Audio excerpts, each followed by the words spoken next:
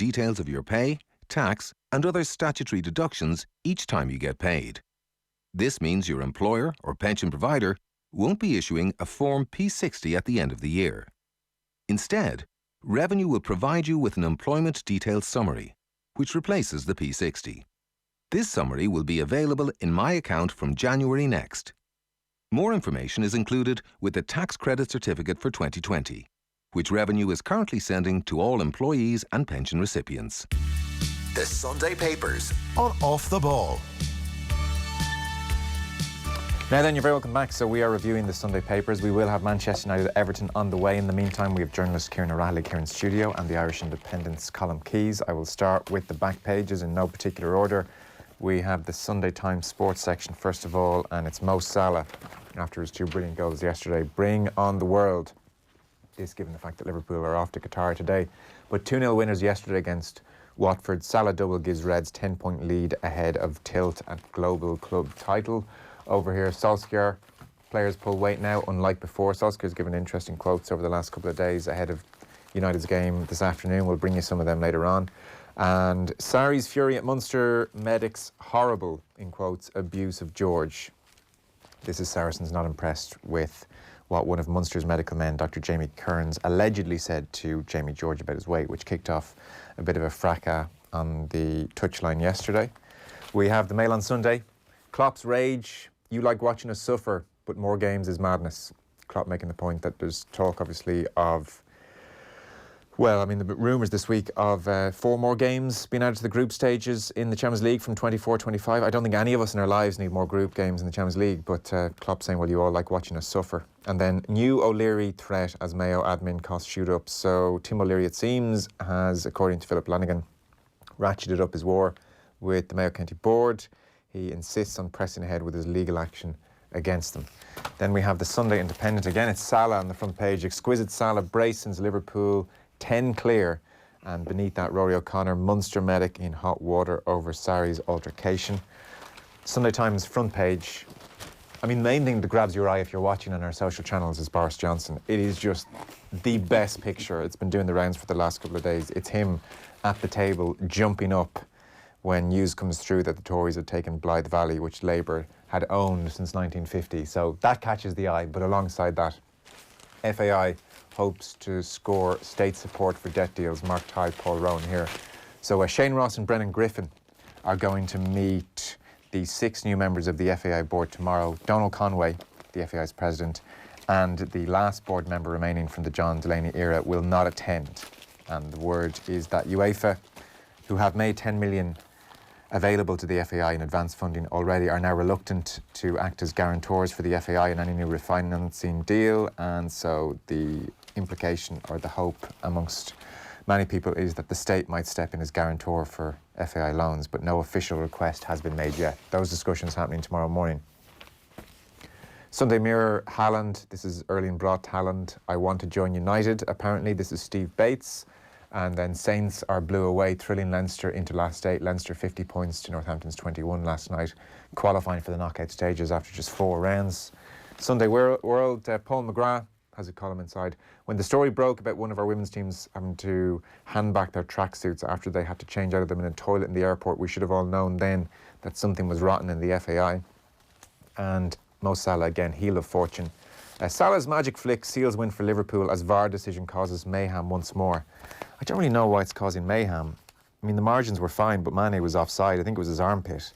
It's not like when we watch tennis and Hawkeye has a serve that's just out that everyone says it's causing mayhem. It's just a fine margin. Maybe change the margin for error on the offside rule, but I don't think we can blame VAR. Bye-bye. Boss Ole will ditch flops and Haaland plead to Solskjaer. So this Haaland story about wanting to join Manchester United on the back page of the Star as well. So there we are. There's not too much more to say about the FAI. It's on the front page of the Sunday Times. Meeting happening tomorrow with Shane Ross and Brendan Griffin. They're just at the figuring out what way to do this stage. There's a big piece in the Sunday Business Post outlining almost a NAMA-esque vision for how things might work and a separation of the elite state of the game and the grassroots state of the game. There's talk here of the state having to go in as guarantors. They try and fix this thing. UEFA and FIFA unlikely to want to get involved. And there's going to be that meeting tomorrow. That's where we are. This is going to be a, I would think, drip, drip, drip story for the next several years. we can expect AJ Chopra to come down Merrion Street again pretty shortly. There's a touch of revisiting 2009 and 2010 and into 2011 about all of this. Obviously, nothing on the same scale, but there is that feeling now that the same government guarantee has been sought by the FAI, and I actually thought last week it was the only place they could really turn to, and the government will be their best friend over the next few years, whether they like it or not, or no matter what the relationships are. It has to be, and the government have to put their arm around them in some way and make sure that the game is nurtured, because obviously they have to grow their way out of their problems. They need successful international teams to plot a path out of their financial mess. How else are they going to draw in crowds, new sponsors that are going to pay the money that's going to be required to bring down that debt without getting an actual dividend or money from the state that says, and that's not going to happen, go off and clear your debts there. It's not going to happen. They're going to have to grow their way out of the game with more successful international teams. That is the key to it, and that's a long-term project that may take 10 or 15 years, whatever it is. But it's a project that needs a lot of nurturing of young players now that maybe will develop into something. And obviously there are young players now at the moment, but it needs a constant stream so that Ireland do qualify for major tournaments in time to come. On an FAI-related point, Ciaran, I know you have it open in front of you, so let's start with that. Page 8 of the Sunday Independent, Tommy Conlon is following up from last Thursday morning's story in the Irish Sun. They broke the news about the Schoolboys Football Association of Ireland spending an alleged €50,000 on a corporate box at the Aviva. And on Thursday night, John Early stepped down. He released a statement saying he had stepped down from the board of the FAI with immediate effect. He was the Schoolboy Association chairman. So Tommy Conlon obviously was curious about this, has tried to follow it up. Started with Carl Dervin, the FAI's Director of Public Relations. There is a conversation outlined between the two, which towards the end of the conversation, Carl Dervin says, this, by the way, is not for publication. This is off the record. Tommy deems that, well, given we've had this conversation first, it's now not off the record. So he outlines it. And really, there's a bit of back and forth with those two, trying to find out where Tommy can get information about the SFAI and who bought this book, or this box rather. And eventually they find a Simon Walsh and they get onto him and he says, well, look, I'm not really involved in this. And on it goes anyway. But Tommy says, lest there be any doubt about this story, the FAI confirmed that the SFAI purchased a box at the Aviva Stadium in late 2018 with the full backing of the SFAI executive. The box was to be used as a sponsorship and marketing tool, is what the SFAI claim. And so Tommy Conlon makes the point, well, why a corporate box? Why was that a priority rather than, say, renovate a set of dressing rooms and showers for a couple of penniless clubs? Other questions remain. When they say the decision at the full backing of the FAI executive, do they mean all of the grassroots toilers thought it was the best thing to do with 50 grand? There were no dissenters? Did they go for a vote? Makes the point that we're talking about 1,000 clubs here, 32 district leagues all over the country. Were they all informed? Were they all good with that? He says, as for the sponsorship marketing tool part of the bargain, how's that working out? Are there local businesses buying jerseys left, right and centre for local clubs since the SFAI acquired a hospitality suite in Lansdowne Road? And he makes the point, obviously we need to know a bit more about this, but he doesn't think it looks great. So 50 grand on a box purchased by the Schoolboy Football Association of Ireland, and very little information about why. Yeah, it's only €50 a club, in fairness. It's a good deal if they all got to use it.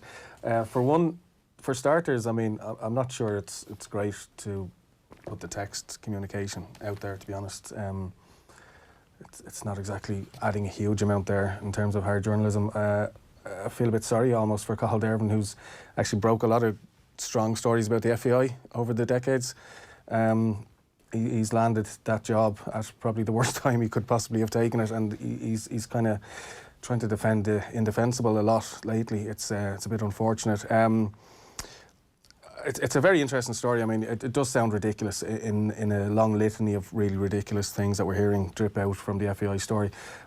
I would wonder, though, is there any benefit from this? I mean, just to be a little contrary, objective about it, there might be something that they get back out of this. I mean, 50 grand over 5 years, so 10 grand. If they are getting benefits from it, if they're, you know, maybe doing raffles, it could be all sorts of things that could explain why it's done. I think it's very easy to just immediately assume this is another daft decision that's been taken by Irish football. But I do wonder. I mean, I'd like a follow up on this. Really, I'd like a follow up that where the SFAI come out and do explain what they're using it for. I mean, that's the point of the piece, really, isn't it? Yeah. Just trying to get information. I take your point on the text messages. I suspect, judging by the exchange between Dervin and Tommy, that the tone of the conversation was not overly friendly, probably on either side, and that maybe was. I'm sure that's the point he's trying to make. About but, how, I mean, about we how don't difficult need it to is to get an answer out of them. Yeah, you don't really need to see the personal, classy as ever kind of thing. Like, it's just a bit unnecessary, really. I don't think it adds a lot to the story there. So 50 grand and not much information as to why. It's cheaper than a John Delaney birthday party as well. This is true, yeah. If it was, I would just looking at that.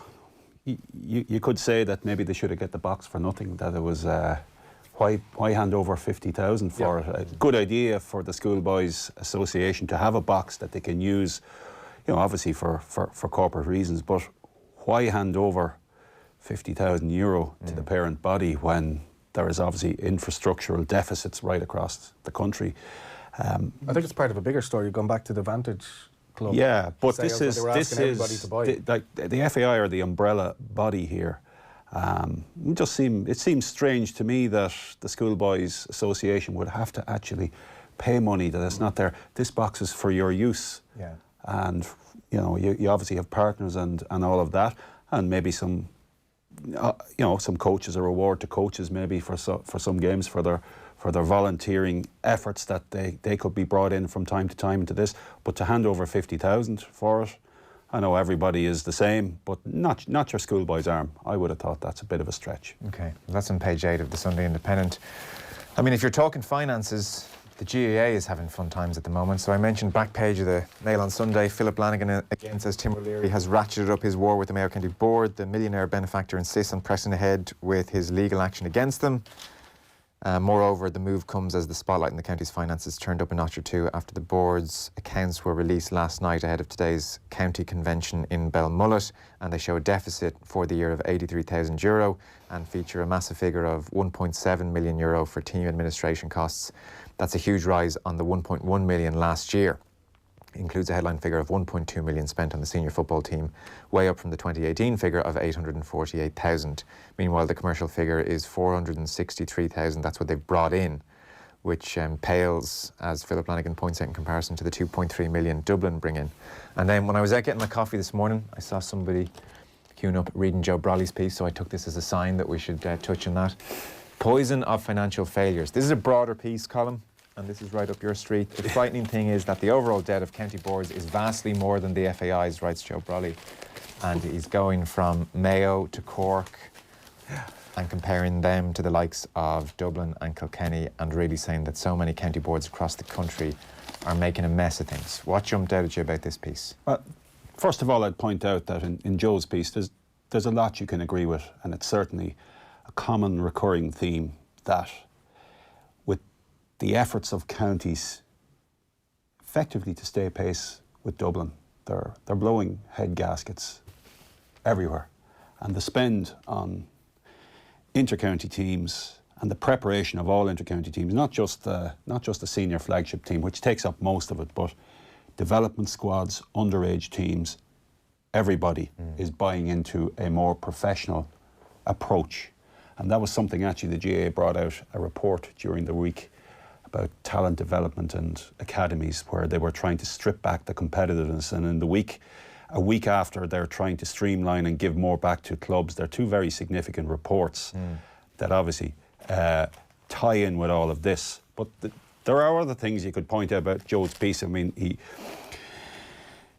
he advocates Dublin's spending on team preparation being much lower than Mayo's, and for all they get, it's actually 1.3 at the moment. But Dublin don't have any travel expenses. If you look at the Mayo accounts and drill down into the Mayo accounts, Mayo spent 700,000 on travel for their players. Now, Mayo have a lot of players based in Dublin. That's something that Dublin don't have.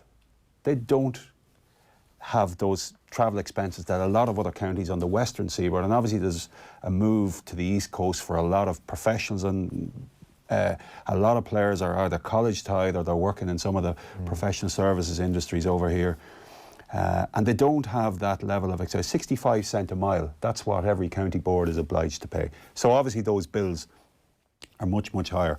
Mayo are 10 million in debt, according to Joe, and Cork have obviously taken on a huge debt with Páirc Uí Chaoimh. Yeah, they're 30 million in debt. Yeah, but Dublin don't invest in a stadium. They don't have to. They have a ready-made stadium in Croke Park, so that's another advantage they have. And I know people will say, oh, well, Dublin do their business right, and hiring out Croke Park is one of those things. It gives them a playing advantage. Anyone who disputes that, they just can't. It gives them a clear playing advantage since they moved their league games in. But that's aside. So Cork and Mayo invest heavily in their stadia, in renovating them, and they're saddled with this debt because obviously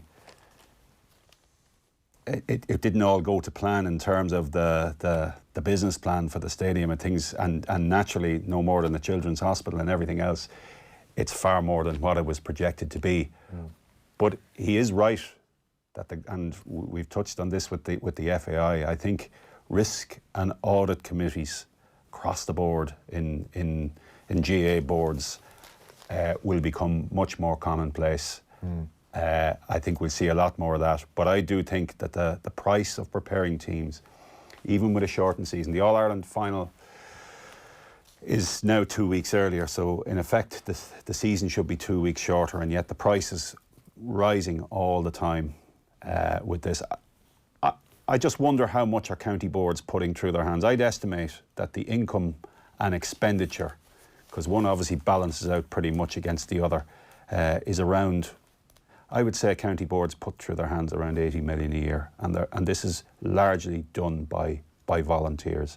Now obviously you mentioned Tim O'Leary, the financier, he's based in London, UK, Bahamas, and he obviously came on board with Mayo a few years ago, but he shone a light on governance, and I think he put out a few receipts during the week in relation to when he sought receipts for his initial 150,000 donation that he gave, and said by word of mouth that this was for enhanced player services and equipment and all of that to bring Mayo up to another level. And the receipts he got back, some of them that he showed were for, looks like an Aldi shopping receipt for €62.90. Yeah, he got one of those back. He got one for blinds.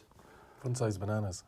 He got one for blinds for €2,000. I mean, what has blinds got to do with the improvement of a team? Maybe to stop the sunlight from shining in on the projector. I don't know. Maybe there's a link there. But it seemed to be very hastily put back to him, and there's an element of dismissal about it, that they were pushing him away and saying, that'll do you, take it on. But he shone a very strong light on Mayo, and not just on Mayo, but probably on governance in general in the GAA, that will make a lot of counties sit up and take notice. And Brawley makes the point that lots of counties and lots of teams get it right. You know, most recent consensus 2016, Kilkenny had a population of 99,000.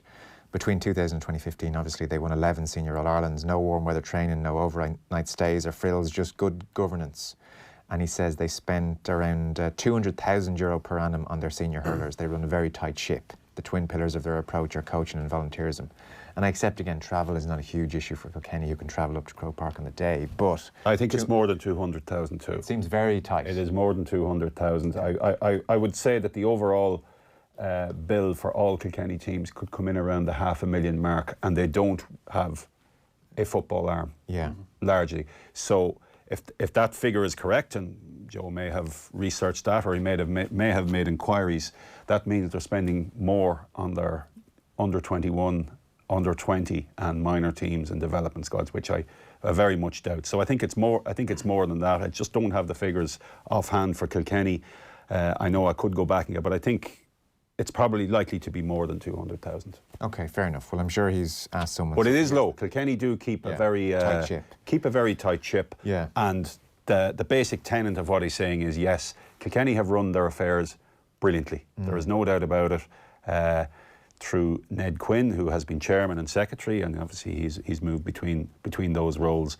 But they do keep a very, very tight rein on it. And there's a great relationship between Brian Cody and the county board, and always has been, and that's key. And that's also reflected in the relationship between Jim Gavin and John Costello on the Dublin County Board, and before him Pat Gilroy. So there wouldn't be too much agitation. So the basic principle of that is they do run their affairs very well. And because he says, for instance, Mayo have 4 full-time coaches and 2 working 19 hours a week. 8 extra coaches in Mayo would cost them around €250,000 and would, pro rata, give them more coaches than the Dubs. Instead, like most counties, the money is disappearing down the black hole of the senior county team.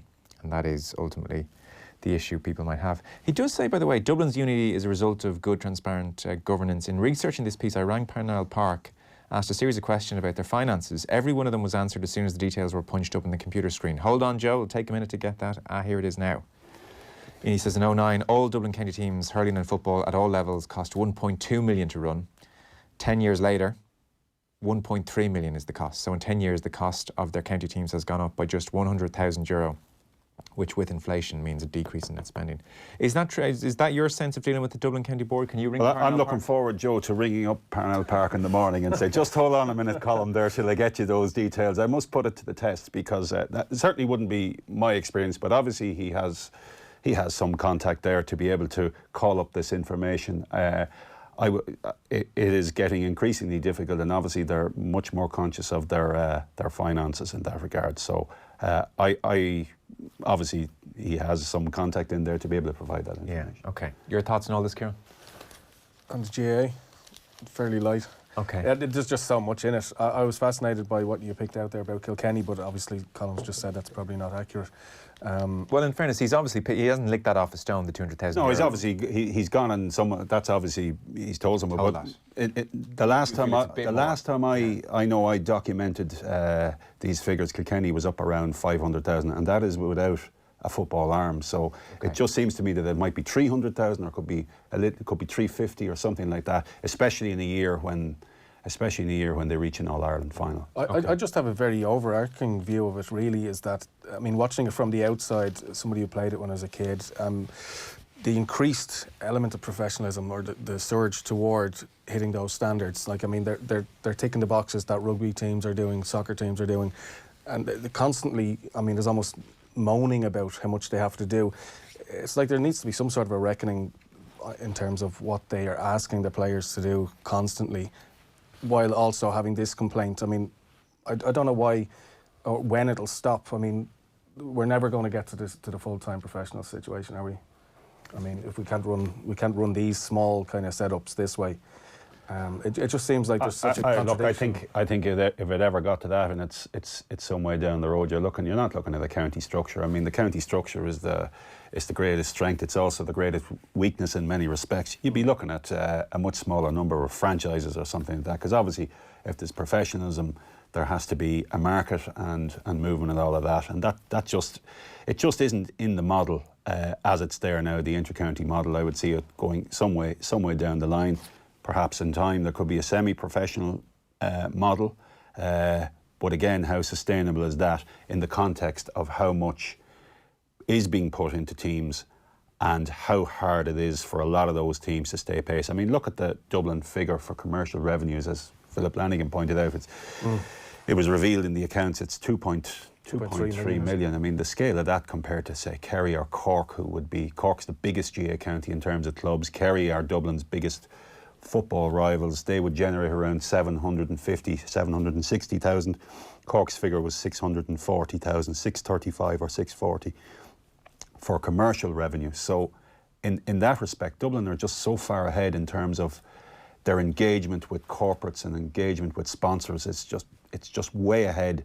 So they don't have to depend on the other fundraising or the other models, revenue generating models as other counties. Like if you look at Dublin's gate receipts, what they get for people paying into club matches, it's one of the smallest in the country. It's 125,000 this year. You look at Galway, it's 900,000. Mayo, 800,000. That's from people paying in, and that's what these counties largely depend on. Dublin don't have that. They don't have to depend on the tills turning at the games. They don't have to depend on shaking buckets outside churches and places like that. If you look at their fundraising, it's very low. Why? Because they have big sponsors who are only queuing up and waiting to get in and identify them and have engaged with them. And it's a great position for them to be in.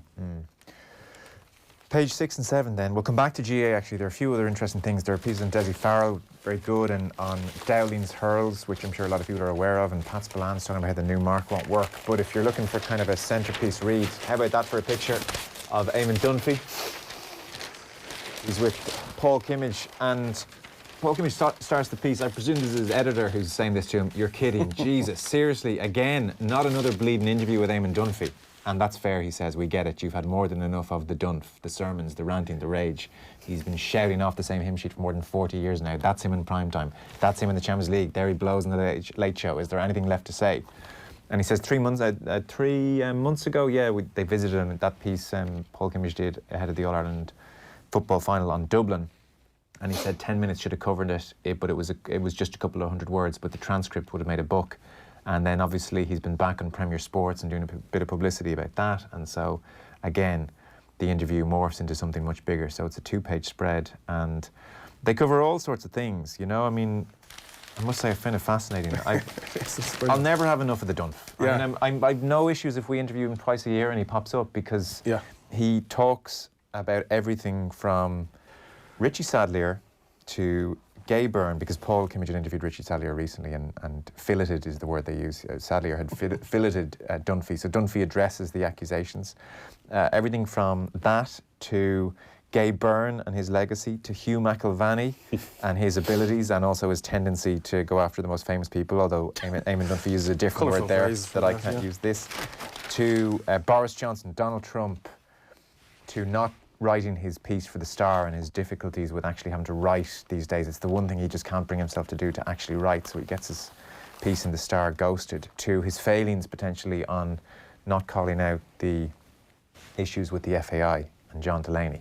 They are all covered across what I presume is 5,000-6,000 words.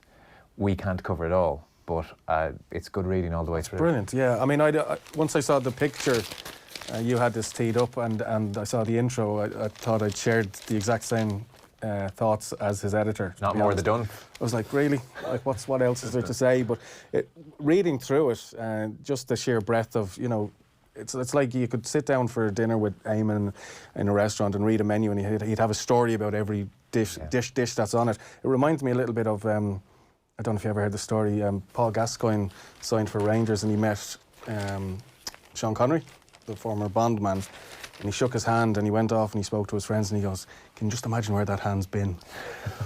And reading through this, Dunphy, like the stories about Vegas, and, you know, it's like he's just got, I think he'd make a great movie, to be honest, and I'm surprised somebody hasn't touched on it yet.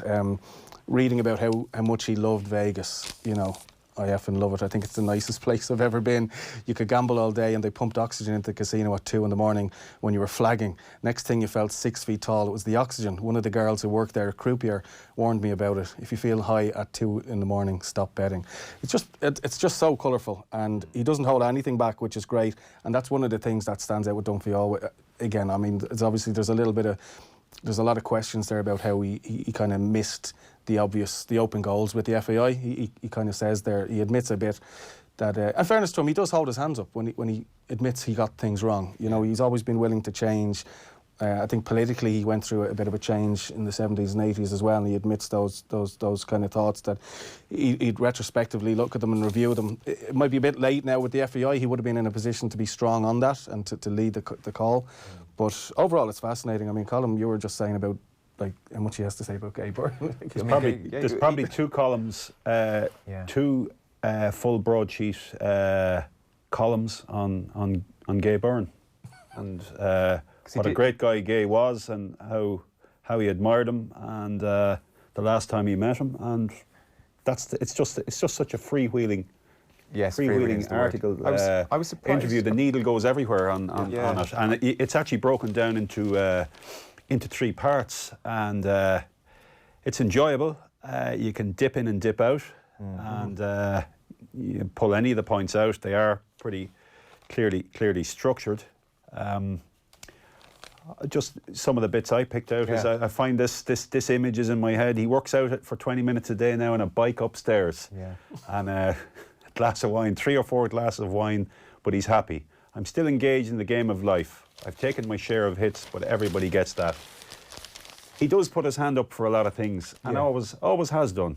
And he's always accepted his imperfections. His weaknesses, all of that. For instance, on writing, and you mentioned about the ghostwriter, but very early in the piece here, he says, the only thing that's hard work for me is writing. But that was always hard for me. It was a killer, getting it down, getting it right. There's no article you ever write that can't be 25 or 30% better. I always think that. I think a lot of us would probably identify with that. Because the Gay Byrne conversation, and I was surprised he was so effusive about Gay, because he did a podcast with Colm Tobin where I got the sense he was dismissive of Gay Byrne and almost dismissed him as a showman. He used that word a few times in the podcast, but he talks about the letters around the Granard tragedy, criticises him over Annie Murphy, but that leads anyway on to Michael Parkinson. And it's, I mean, this is where I'm reading it going, God, this is really enjoyable stuff. He goes, yeah, Parkinson, anyway, he goes, I got to know him around the time of my book. He came out and he savaged it, but I met him a few years ago in the green room, the Late Late. We had a chat. I admire Parkinson. I think he was a very gifted man, very good journalist, very good writer and broadcaster, real talent. But different to Gay, wonders Paul Kimmage. Entirely different. It's a bigger country. He was more assured, I would say, a more sophisticated animal. Gay was an Irish creation. The Catholicism was in there, and that's something the Brits don't have. That's not to say he wouldn't have been a great broadcaster anywhere, but he had a sensibility that was conditioned by living and growing up here. I mean, if you wrote that well, let alone spoke that well, you would take it. Anyway, we've lost Hugh McIlvanney, said Paul Kimmage, another icon. Yeah, I knew Hugh too. Of course he did. I knew Hugh well, and I read some of his stuff when the eulogy started. He was inspired when he was writing about Muhammad Ali, but a lot of the times he wasn't.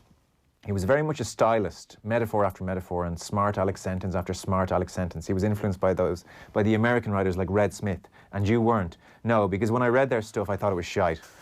No, I was never affected by that. It's not a competition to see who can write the slickest sentence. That's conscious we're on the radio here. Turn off the car radio for a second if you have kids in the car, because I don't lose the fun of this. No, I was never affected by that. It's not a competition to see who can write the slickest sentences. That's bollocks. I've read a lot of good writers and books, and the essence of good writing is simplicity and brevity. Hugh was a trickster, and the trick works sometimes. There was a whole clique of them. James Lawton was another. God rest them both. It's classic. Pan them and then remember. But God rest them. Yeah.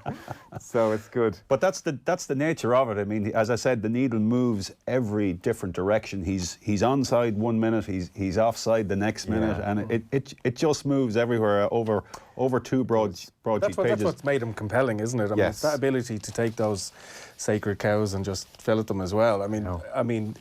I find this a lot in journalism, what people are willing to say publicly and what they privately think, about other journalists. There's that omerta, and he just does not buy into it at all. You would think it's 2 pages, and you would say Eamon Dunphy, it's soccer. And actually soccer features very, very, very little about it. It's about life, it's about a lot about journalism. Boris Johnson, a proven liar. Trump, a cunning rat, not a shred of decency. These two guys are going to be ruling the Anglophone world with their sound bites. Get Brexit done, build the world, because people are falling for this shit. There's a sort of visceral thing that's going in people's gut, and you know where that leads if you're Muslim or gay or different. And then he says, wait for Germany. The AfD party, 20 seats. They're neo-Nazis. What happens when Germany kicks off and Le Pen gets 35% in France? That's his kind of fascination with things. And I know I have to go to an ad break here, but on the holding his hands up, it is notable, and it was really good that it was kind of put to him in this way, that he has a real go at Joe Schmidt's book, which, it's very understandable because he did a podcast recently as well with Neil Francis, and the problems they have with it are very fair. But by the same token, if he's saying, well, you can't give that to people, you can't expect people to pay for that. But then it is put to him later on, well, people are probably paying for your newspaper column that you're ghosting. And he does say, I would accept that as a totally valid indictment, which is worse than a criticism of me. It's something I've often had words with myself about. There were 2 reasons for it. Anybody who helped me get away from the desk was a friend, and I was working like a dog. And Kimmage says to him, but you didn't have to do it, Eamon. The only reason was money. So that's a great exchange there, and Dunphy defends himself a bit more and says, well, look, the start and good to me, but I'm wide open to that criticism. Yeah. So, again, he's prepared to give it, and then he's prepared to throw his hands up, and he does that. Obviously, he's done that for a lifetime, but he certainly does it in these 2 pages, and he's very straight up about his journalism, and he's very, very straight up about his column here too. Obviously, that exchange with Richie Sadlier is covered in this, but in terms of him speaking for 4 minutes so that his ghostwriter can capture it all, as a deadline is nearing and he doesn't think he's going to get out. But he says it may have been a joke, but there's no way you can talk for 4 minutes. So Which is true. that's I don't think you can talk for 4 minutes. Maybe you can. On TV? on 4 TV. minutes? I think that'd be difficult. I think it would be difficult. It's a contradiction, and some of the most interesting people I know are contradictions. So I think that's what's great about him. He can be so stringent and strong on one particular thing, and then later on you go, you're completely off. You're very hypocritical about certain things. But again, that's what makes him just so compelling. You're never sure. You think you know where he's going to come down on something or what he's going to say, but he just continues to surprise you. Well, he says, and I'll go to another break on this, consistency is an overrated thing unless you're a liar, is his take on consistency. We're going to go for a break here, and on the far side of the break, Stephen Doyle is going to pick up with commentary of Manchester United Everton. Myself and Ciaran and Colm will continue the paper review on our social channels. You can catch us there or get the podcast in full. So by the magic of technology, we can continue, and podcast listeners, you haven't missed a beat either. Do you like Dunphy? I think he's great. I must admit, there's been times where I'd watch him on TV around games, and you just kind of know the homework's not been done, you know. And that Something was Sadlier accuses him of here. yeah.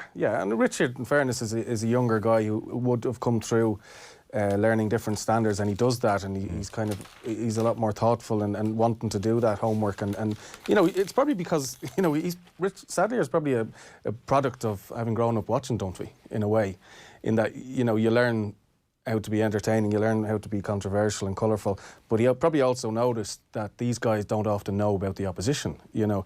Like, I mean, that was a criticism that was long thrown at the RTE panel, and obviously, you know, some of them have moved on since, because you'd be watching a Champions League game, and you know, you might think Dunphy and John Giles had only come across the opposition that day. You know, they wouldn't be able to tell you about this left back from Japan or whatever else, you know.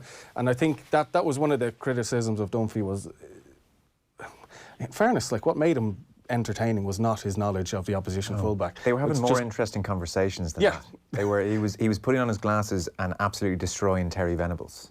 Yeah. And God, yes. And like, would you rather that versus somebody who knows who the left back for Roma is? Yeah, and we've always had that in Ireland. We've been blessed in a way. I think Even the rugby. I think there's a common thread there with the previous model that RTE have gone with, and that was reflected in the George Hook, Dunphy type. George Hook, Dunphy, Joe Brawley, Colm O'Raghallaigh, Pat Spillane in GAA terms, against the more analytical approach that some other stations, and even now RTE, are veering towards. Less entertaining though, isn't it? Far less entertaining, yeah. It is less entertaining, but I think I find Eamon Dunphy much more interesting about life issues and about other issues than I do about soccer. And I actually enjoyed the first part of this interview really well. Richie Sadlier obviously does challenge him, or Paul Kimmage challenges him about what Richie Sadlier said in his book about him not watching some part of that, and there is that element to it. He also says that he thinks, I'll read it out, I think our show was better than Gary Neville or Jamie Carragher and all that stuff in England. It was very good. We did huge audiences, and we continue to do huge audiences until RTE started acting the bollocks. Yeah. So that's probably come across, that might well have been Joe speaking the same words, because he's obviously had a parting of the ways too with them, and even George Hook. So there was a particular model there that they have moved away from, and whether it's better than Gary Neville and Jamie Carragher, well, that really isn't the eye of the beholder, because not for me anymore. Now I'd rather, I mean, the lads having an argument and just the dynamics were unmistakably brilliant. But Carragher and Neville are superb when they're analysing the game and using technology and really giving you an insight into the modern game. So, but I think Neville's probably a bad choice there, because Neville's very entertaining in terms of what he says. Yes. I mean, Neville, I'd have thought Dunphy would have loved, like Neville last week, conflating the racism at an Arsenal game with Boris Johnson. Yeah. I mean, that's something Dunphy would have said. I mean, you said he's probably more interesting talking about. But he is though, life. isn't he? He is. Like, I would listen to The Stand routinely. Every week I would catch The Stand at least once. I rarely, if ever, go to The Stand for sport though. I enjoyed the stand on the critique of Joe Schmidt's book now. I thought that was enjoyable listening. I says, you'd switch in maybe for a few minutes, and you went the whole way to the end. Yeah. And again, reflective of that was he panned the book. No index, that was a big issue. I mean, But then he turns around and then really didn't like it, didn't have an index. Yeah, that really annoyed him. Surprising. It really annoyed him. But against that, he qualifies all of that and he underpins everything by saying Joe Schmidt was really good for Ireland over the last 6 years or whatever length of time he's been in. And that's my feeling of it too, that Joe Schmidt has had a very bad year and then he's brought out this book that isn't appealing to everyone. But you can't dismiss the previous years when he achieved so much against how Irish rugby has done before. You can't just write him off at just like that on the back of... I know World Cups have to be the barometer, but there was still a lot of progression there. Well, let's segue into that point then. Let's leave Eamon Dunphy. Where are we taking this? Well, let's go to page 72 of the Mail on Sunday, and I thought this was a really good piece. Hugh Farrell looking at Andy Farrell, because I just, for instance, well, we'll come back to Joe Schmidt in a second, but he says he's writing this because really Andy Farrell is about to get his teeth into the job now, and he says there's going to be a squad get-together next weekend. The RFU, in their wisdom, have decided that Farrell will address the media for the very first time in their new Abbottstown base on December 23rd. That's right, 2 days before Christmas. This is either staggeringly naive in terms of the best way to promote the new regime, or a worrying continuation of the failed media policies of the past where the public message has been more consistently hindered than helped. I didn't realise Andy Farrell's first chat with the media was going to be December 23rd. It does seem like not the greatest way to unveil things. On Joe Schmidt, he says, we'll come back to Farrell, but his opener is about Joe Schmidt and follows on from Colm Keys' point just made there. Been an unpleasant 2 months. The manner of the World Cup defeat obviously was grim, but he says the subsequent kicking handed out to the departing head coach Joe Schmidt, he has in brackets, administered with relish by media members clearly miffed at their treatment over the previous 6 years, close brackets, left an equally sour taste. There's no denying the New Zealander made himself target, combination of questionable media attitude, coming back to bite him, overseeing Ireland's disastrous performances this year, and then the self-defeating decision to bring out a book in the immediate aftermath of the World Cup. That was an ill-judged and frustrating literary venture as well, a work that provided no clear answers as to where it all went wrong. Was accompanied by the excruciating sight of Schmidt abandoning lifelong policies of spotlight avoidance to hawk his work across as many platforms as possible. It was an unseemly end to Schmidt's highly effective tenure. He says, though, Schmidt remains a genuinely decent man and history will be far kinder to his reign. But now he has retracted to the shadows. It is over to Andy Farrell. But that's a good summation of the last 2 months, I think. It has had that kind of air. Joe Schmidt did take quite a kicking. There's no question between the review and Rory Best's comments. I felt he was pilloried, really, and maybe there's probably a strong degree of truth in it that he over controlled and went too far on it, and that's probably the residue of a poor Six Nations campaign. And obviously then the defeat to Japan really accelerated that it was micromanagement that just went too far. So obviously Rory Best did highlight that, but that is tantamount to a kicking when a captain is so explicit like that. Obviously, being honest, and we can't complain in our industry. We can't complain about Rory Best. I mean, he was very forthright and very honest. But in terms of manager-captain relationship, it did strike me as... I can't complain as a journalist, and we reported the story and talked about it, but I don't think it was the appropriate thing to do for a captain to a coach. No, I didn't either. But again, I'm saying that he was. We can't really be two things as journalists. I mean, he was honest and forthright, and you'd credit him for that, for saying as he thought it was. Shouldn't he have been honest and forthright in the review? Shouldn't he have been honest and forthright to Joe Schmidt's face? Should he have been honest and forthright? Well, maybe he was. Well, I don't think he... I'm not sure. Maybe he was. I don't know, was he? Well, he got on to Joe Schmidt the next day and said, Joe, what I see in the papers here, completely misconstrued here, Joe, not my meaning at all, even though there's hundreds of words. I was in that interview. Right. I wroed 2,000 words in the Examiner the next day. Him? Not at all. And there was 4 of us in there, and I was surprised. You know when in interviews how it's going. I don't need to tell you. You know how it's going, and you know when you get generally not well in my experience. you know when it's giving you something that you didn't expect. Yeah. Now, obviously with yours, it's broadcast, so it's happening and it's live. Everybody hears it as it's happening. But when we're doing something that's going to be written, you're kind of sitting there, and sometimes you're kind of punching under the table, going, "That's brilliant." Yeah. Take a note. This thing came out after 12 minutes. Did not expect this to happen. And Rory Best, I've been to quite a few things with him over the last year or two. He's kind of ramped up his promotional, tipping up the pension, obviously. And he's done a few things with Specsavers, and he's been in in that setup, and he's always very honest, and he gives you something every time. But this time, might have been teed up a little bit, saying this will be interesting, talk about Joe, whatever. You know, we'd gone through a few other things. We've talked about, you know, jobs that he was offered or clubs that might have come in from. I think there was a question about Bristol getting in touch, Pat Lama offering another year, and then we just touched on Ireland and said, you know, the last 18 months. Tell us about why, you know, have you any ideas, any fresher ideas now that the World Cup's gone a couple of weeks, and he just let it out, and I think he gave like probably a 7 or 8 minute answer to one question, so he had a lot to get off his chest, and we were sitting there and kind of going, wow, he hasn't said that before. It's unusual for Rory to say this. It's the captain. Obviously, he's the first one to have retired from the World Cup, so that gives him some leeway. But I didn't expect it. I didn't expect that from him. And when we went afterwards to transcribe it, I think it was nearly half an hour, I kept reading through it and going, is this quite as strong as it seems? It was even stronger in print. Right. And I was doing it for a few papers that day, and I got on to the Examiner and I said, can we let this run? Because there's probably 2,000 words in this, which you never get that space. No. I mean, you don't book 2,000 on an ordinary press conference that's been set up by a sponsor. But he was just brilliant, and I was disappointed to hear that bit that Joe said about him getting in touch.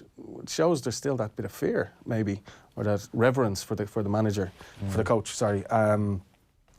Yeah, and I don't know, what was his actual phrase? Do you remember? It wasn't that he was misconstrued. It was like he accidentally said something, or there was a bit of a fluffing of it. I think the implication from best, as I understand it, was that his meaning was not appropriately represented in the papers. Right, which is nonsense, frankly. And like timelines were almost put in wrong places to make things read worse than they were, and this kind of stuff. Right. It wasn't the basic point of what Rory Best was saying, that it wasn't left to the senior leadership team the day of the game. It was they came back in, which was very unusual, and there was more notes and more direction and all of that, and it felt like that the responsibility was being taken off the leadership team, and that the management were assuming it, and that was different to what the normal manner of operation on the day of a game. What they did last year, he said. I mean, I think, look, it's easy to be caught up in something that's compelling and different and just take it as it is and not question it. But, you know, I went back a couple of days later and looked at it again, and it seems a little bit of it is passing the buck. You know, I mean, we always hear the coach, you know, doesn't run out on the pitch, he prepares them as best he can. Joe has always done that, and he's been very detailed. And last year, I mean, the Grand Slam, you know, if Johnny Sexton doesn't kick that drop goal, we're talking about a totally different season, perhaps. But to suggest that it's only the players took control and we had this annus mirabilis, and then a year later, they don't take quite the same control. It seems a bit simplistic, almost, the explanation. It was just very interesting and fascinating that Rory said this. I don't believe entirely that it all stacks up as an explainer. I find it fascinating that they did have a meeting after the England game and said, right, we want to go back to this situation that worked well before. But it didn't work in the Six Nations. Yeah. And we're talking about the hammering in London, that they focused on Ben Youngs, and, you know, there was an over-focus on it, and then he went and ripped them apart. I think there's a lot of reasons why the World Cup went wrong, and it had been going wrong for months. And I think Rory is interesting in terms of he opened up a conversation. He threw out a couple of things that we wouldn't have heard, and we probably won't hear any more of until other people retire. But I'm not sure it's the best explanation of it, to be honest. But what was written, I mean, I transcribed it all, was exactly what he said. He came in with something to say, and I'm disappointed that he has come out so strongly to say what he said and not just backed it up. Just own it. Just own it, yeah. By all accounts, his book might say something very similar, you know, come the springtime. Well, at least he's given his book a bit of time. I'd have to make another call to him, so. I know, yeah. Well, so this piece asks a number of questions of Farrell then. Is Farrell the right choice? The big question, says Hugh Farley, one not broadly asked because it was lost in the scrutiny around Schmidt's departure when that was announced, you know, the swirl of attention and the World Cup, and now you're saying, well, what have we got here in Farrell? And talks about how difficult it is for league coaches to make the switch, not many examples, talks about how he was part of the 2015 setup. Has he got the best ticket? Another big question. Is it Irish enough is the question he asks, which I found that interesting now Very to interesting, pose that question. I mean, Farrell is north of Ireland. North of England. He has Mike Catt on board, and Simon Easterby, who was born in England. He was raised in England. Yeah, he was raised in England, but always played for Ireland. So you'd wonder about questioning Simon Easterby's Irishness in that regard. I don't see huge relevance to it. I don't think for me there isn't huge relevance to it. The question is, what was the view a year ago? Was he the right choice? Well, I mean, was he the right choice a year ago? My sense from a year ago was there was a sense of, oh, that's interesting. And it'll be his first head coach job. His first job, yeah, which is... It's a big one, and he's kind of looked mainly after defence. Yeah, it's big, but God, things have gone very well in 2018, so anyone associated with that, we have to assume they've got their stuff together. And now, I fast forward a year later, we have a continuity candidate when nobody wants much continuity. He's now a continuity candidate, and everybody wants a departure from what we've just had. And if you flip that with the soccer team, a lot of questioning of whether Stephen Kenny should have stepped up then, or if this doesn't work out. And now the feeling is, can't come soon enough. It can't. That's certainly put out there. They should take charge of the next 2 games to build for the future. So it's worked in different ways in a year with the 2 flagship international teams. So what about it, Ciaran? His strongest recommendation for the job when he was announced was that he was part of what was then the current setup. And now the strongest argument against him is that he's part or was part of the current setup. That is actually what it is. And he's a central part in 2 World Cup flops, you know, England at home in 2015, Ireland last year. I mean, you can't be certain, obviously. You never are with any head coach coming in. And I do believe he is somewhat tainted by his association to that World Cup, to the last season. I mean, the defence was atrocious this year. That's supposed to be his forte. It is. Well, not supposed to be, it is. I mean, he's overseen some of the greatest performances against New Zealand in the last 8-10 years. With the Lions as well. Yeah. With the Lions, with England. I mean, England with Lancaster, I think it's maybe 2013.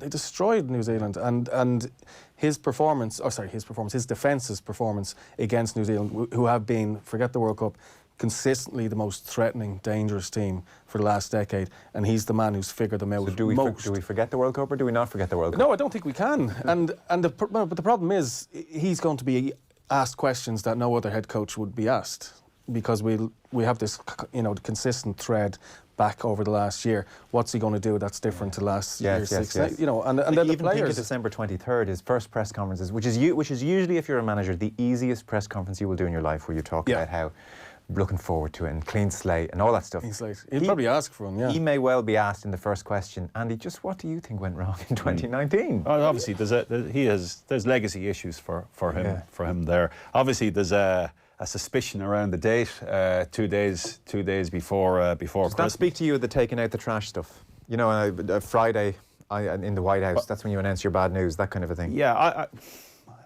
I think obviously anyone in media is going to go to it. Yes. But are people necessarily going to read it? Whether it's in print or will they listen to it? Yeah. A day and a half before Christmas, a day before, certainly not on Christmas Eve. I don't know about you, I'm not buying a paper on Christmas Eve. I'm too busy trying to buy presents. So from that point of view, I think the suspicions harboured are... Pop into the petrol station for the last well presents. founded. Pick it up there. Yeah. I mean, will people really be reaching for an Andy Farrell interview the day before Christmas? Probably not. Whereas if they had a candidate maybe that they felt everybody was very excited by and they wanted maximum exposure... It'd be Monday or Tuesday. I would have thought so. Yeah. Let's get tickets sold for Six Nations early. That would be, I think, how it would have been that's presented. fair enough. I think that suspicion harboured is justified in some way. Now, maybe there's a pure logistical issue there that he's away or something like that, and that can be explained. The other thing is... I just can't wait to see him as the character who comes out to us all the time to speak. I mean, I'm told he's very, very. Like in contrast to Schmidt, you know, where you talk to rugby journalists here who are on the beat, and by the way, I fully accept that they have a very different perspective on Joe Schmidt to the rest of us, and I think they're perfectly entitled to say they found him difficult to work with, and that stacks up. But what they have also said is Andy Farrell's sound fella. It doesn't give a lot away, though. Okay. I mean, we might be getting even less than we got from Joe. I mean, I've been at quite a few of his briefings, and he sounds a little bit gruff. You know, there is North that of kind England of gruffness, I mean, yeah. cliche. Where do we go? But he doesn't give a lot away. But look, again, I mean, we can be too caught up in that, you know. Yeah, that's an irrelevance. It is, yeah. It's one of these journalistic things that we love talking to each other about, but nobody else cares. I think it'd be interesting to see some of his team selections. Will he distance himself from the previous team? Will he make a bold selection? Will he put in John Cooney, for argument's sake, instead of Conor Murray on form? John Cooney going really, really well for Ulster. So that's one. And obviously, who does he pick for captain? And in this piece in the Mail, it goes into that. Will it be Peter O'Mahony, who's probably an obvious choice, but not guaranteed his place over a longer period of time, or James Ryan, who is guaranteed his place? I think that's pretty much set in stone that he will be there. Would really, in a very concerted way, signify some kind of a fresh start of sorts. Yeah, and also you're projecting for not just next season, but you're talking about 2, 3. You're talking about the next World Cup. Well, you're saying in 4 years' time, I have a 27-year-old captain at the peak of his powers who'll have been on a Lions tour and has 4 years' experience being a captain. So if you pick Sexton or Romani, who are thoroughly deserving as well, by the way, they're wonderful, wonderful players and servants. Well, where are they in 4 years' Correct. time? Yeah. So that's the statement an you're issue. making. That's an issue there. James Ryan looks all over a leader around the field. Looks all over in everything he does. I think it's a bit early for James Ryan, to be honest. Joe Schmidt said something similar actually over the last month. Yeah, it's just putting a lot on him. You know, I mean, he looks like he could shoulder anything, but does he need it? You know, is the other thing. And you have to come out and you have to speak again to the media. Probably not the most important thing, but it is something to do. You have to front up. He's a bit shy, you know, away from the camera or the microphone. He's a lovely fella. He's very easy to talk to, but he's still getting used to that. You know, he is 23. It's been meteoric. It's only 2 years, isn't it? 2017, I think, the summer tour. He made his debut there, but he hasn't captained Leinster. I mean, he's still you know, he's in the line-out. There's a lot of stuff that goes on there. You know, there's a lot to go put in his head. I think the fascinating thing with Farrell, again, though, we have to ask the questions. Like Rory Best was talking about Joe and the control and all the rest. Farrell, having watched, you know, those Lions videos, wouldn't bow to anybody. But you do wonder what the dynamic was with him and Joe, and how much he'd say no to Joe, how much he'd influence the selection. You know, did he... I mean, why wasn't he the one to spot the things that Rory spotted? Well, if you're talking the morning of the New Zealand game... The huddle. Joe Schmidt's time in that huddle was not the majority of the time. That is my understanding. So... Farrell's part of the coaching ticket there, who are open to the same accusations. Focusing on the defence, yeah, absolutely. That's what I mean. It's, you know, Colm just hit on the word legacy. I mean, there are so many of those questions. He's not just a benign part of this World Cup failure. I mean, he's a central part. And what was... I mean, these are the things he'll have to answer, and we might find out on Christmas Eve. But will you text me? Because I'm not going to know otherwise. I think it's fascinating. I mean, by the way, he's a good character as well, and the players love him, is what I've always heard. Same. Because, you know, I mean, I don't, you know, it's kind of like that great man theory that people either, you know, subscribe to or really dislike. But when he walks into a room, you know, the size of him, the players just respect that. Yeah. They like what he's done. Quite a few of the players, I think I spoke to Adam Jones not too long ago, you know, the ex-Harlequins in Wales player. And he just idolised him. He said he grew up watching rugby league. But in the Lions videos, you can just see very it. impressive when he speaks to the team. Really is. So I can see why players like him. Anyway, you can... And he's been there. He's been there, that always helps. A legendary player, even if it was a different code. Sorry, can we talk about a prop being discussed being called overweight? Yeah. I just find it one of the most... Is this Saracens trying to garner some kind of sympathy because they're just so maligned in every other news story? Well, I think it's hilarious. Somebody put up a photograph of a plaque inside their stadium yesterday. You know, the Allianz Park. In Allianz Stadium, yeah, and talking about their goals and, you know, the creed of Saracens. And there was a few pointers, and it was one of them was about pushing the boundaries on and off the park, and they've obviously been called out, but now they're being very pious, and the defence and forwards coach Alex Sanderson told BT Sport their doctor, that's Munster's medic, said something derogatory to Jamie George, the England hooker, about his weight, which didn't go down too well. But the suggestion post-match was that the comment was far more pointed and offensive to George. And then because it's literally a sport where the forwards are routinely, even in analysis, called the fatties. Yeah. I mean, they're not anymore. Most here, and just Rory O'Connor has it on the front of the Sunday Independent that the Munster spokesperson said Dr. Kearns apologised to George after the game, and their understanding is that is the end of the matter. But Saracens say they are considering further action. I have to say, I find it unusual in a rugby context. I find it unusual that a medic would be getting his medic order. as well. Yeah, I do. Neil made the point earlier that maybe if that kind of sledging was going on between players, there'd almost be an understanding that we're in this together. But when somebody who's not putting their body on the line, I remember doing a piece after. Do you remember 2014 when one of the members of the Mayo backroom team came in down in Limerick? I don't know whether anyone recalls that. And got involved in a peacekeeping role, it seemed. But Declan O'Sullivan, he grew irate out of it, and there was a grappling match with that official. It happens quite a lot in GA terms. I always think it's more frantic game than maybe rugby. Rugby's more set piece. There is time to cool down. But I remember speaking to Mike McGurn, the former Irish physical trainer in rugby, and he says that's the unwritten rule in rugby league and rugby union was you do not, if you're not involved on the pitch, you leave it to the players to sort out. You do not get involved. He says their adrenaline, everything is working at different speeds, and he said that is just one of the most dangerous things, he said, for anyone off the field, not involved in the actual game, to get involved at that level in any way. Yes. And we had this conversation, and it happens quite a lot in GAA, certainly in Gaelic football. There would be a lot of. Do you mean like assistants? Well, there's runners. Yeah. There's the Muir Fernia, and they're running around the pitch. Some of them catch one catch a ball. Yeah, exactly. And I think it's a practice that the GAA are looking into, and to restricting the role. In other words, getting them off the field altogether. Earlier in the year, some managers made the point that Muir Fernias would go in and fill the space where a kick out might be going to. And that would stop and make the keeper. If there's someone into the space and the space is created, the runner goes in and fills that space. So they're used for all that. And if this is true, and it's alleged, but obviously if there's an apology has been conveyed, something has happened. Well, rugby's interesting as well, because you get a lot of the medics on the pitch and play continues. That doesn't happen in any other sport really. Like somebody's down, their knees gone, and they're swarming around them. So they're a lot more involved. But what was the cause for it? I mean, for a medic Who got involved with David Myler? Alan Pardew, wasn't it?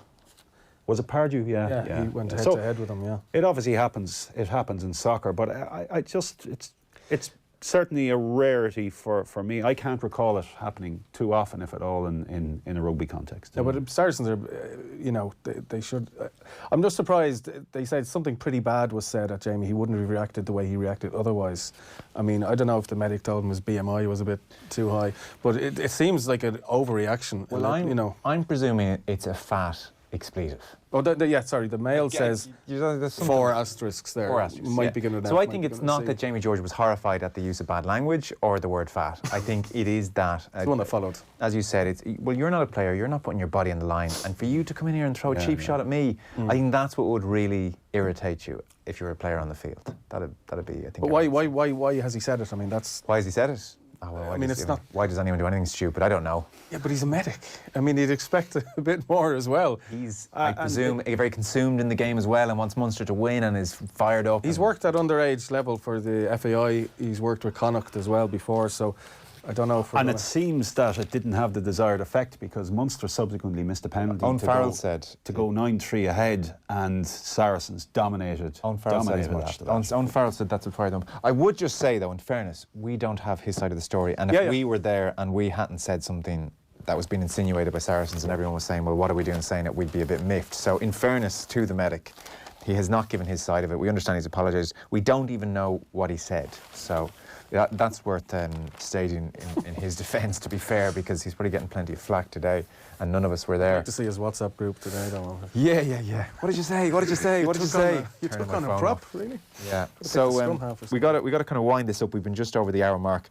There's lots of other interesting things that we're not going to get to because we've gone on too long. So a very interesting piece on Dowling's hurls, which is a good read if you're a hurling fan. They've been making hurls they're into their 4th generation now. It's amazing. The 3rd generation generally ruins a family business, but they've kept it going. Desi Farrell, Philip Lanigan has gone and looked back at Desi Farrell's autobiography from a number of years ago, and actually it's full of insights into the man, and it's a very good piece. Pat Spillane thinks the mark will not work, the advanced mark. It's a terrible idea. And then on the football front, the most interesting bits and pieces we saw, Joe Bernstein and others have been writing on Ole Gunnar Solskjaer and the comments he made. For instance, he's had a load of the former players back in at Carrington all week, so even just this week alone, Patrice Evra, they had Anderson. Remember Anderson? My God. Berbatov. Berbatov was back in. was another one. Vidic was back in. Rio Ferdinand was back in. Roy Keane has been in. That's the amazing thing. Yeah. That Roy Keane pops in, even though on TV most weeks there's a general disdain for the players. Yeah. I mean, if I was Jesse Lingard and I walked around the canteen and Roy was in, I'd be thinking, I don't really know if I want you here. How does that work? Did they just drive up? Are they invited? Are they all living around? Is Berbatov living around Manchester? Anderson? I would doubt it, actually. So obviously this is prescribed in some way that Yeah. they want to identify with Manchester United past, and that's certainly what Solskjaer is portraying with his strong references to family and. That appears to be his main thing. Yeah, really. so he's trying to create a different environment there that maybe hasn't been there over the last number of years. But it gets the fans on your side as well. I mean, a lot of fans have been able to step back and see how bad Man United are. Here's an example of this is either if you're winning, fantastic, and Alex Ferguson-esque, or if you're losing, this is David Brent. It doesn't matter, says Ole Gunnar Solskjaer, if you're Kat on reception, if you're Mike behind the cooking plates, if you're Alec doing the kit, or Ian, or us as coaches. The feedback I get from visitors has been positive, that we're a club of great people. I'd only been back once, interestingly, he says, since I'd left, and I didn't feel I could. That was the big line that jumped out at me. I didn't feel like I could go back. And then he goes on to talk about last week who they had in. So I think, do you know, I give him the benefit of the doubt in this. I think he's a genuine person, and I think he is trying to create a nice environment. He never mentioned Mourinho by name, but the implication was that he inherited an environment which was not nice. Yeah. He also seems like the oldest young manager, you know. I'm not for the iPad or PowerPoint presentation. I mean, he's trying to hark back to something there that a lot of other managers wouldn't get away with, and I don't know if it's gonna catch him out. Some of his coaches are PowerPoint and various iPads. presentations like that. He'll get away with that. He himself doesn't have to be. Yeah. But if there's a complete absence of that, well then players will look a little bit differently on it. One of the striking things, and there's a graphic attached to the Sunday Times piece, is how much the United team has changed in a year. Yeah. It really has. There's only three from the team that lost Mourinho's last game in charge. There are only three: Rashford, Lingard, and De Gea. Right. So that's quite a transformation when you look at it in the context of Liverpool's stability. Yeah. It's funny, actually. I don't know, did you see Lingard's piece with the Mail during the week? No. It's funny. Like, I mean, we were just really no idea half the time what's going on. He was talking about how basically this year or over the summer, certainly, his mother has fallen very ill, and so he's looking after his brother and his sister, and his brother's struggling at school. Is struggling very badly with the mother's illness, so they're having him homeschooled at the moment. So he's spending his evenings rushing from Carrington to go to parent-teacher meetings and trying to help his brother and trying to keep his sister on side. And he's also had a 1-year-old as well himself. And he said he was trying to carry it all himself for a long time. And in the end, he just had to go to Solskjaer recently and say, look, I know I've been stinking the joint out. My life feels like a bit of a mess at the moment.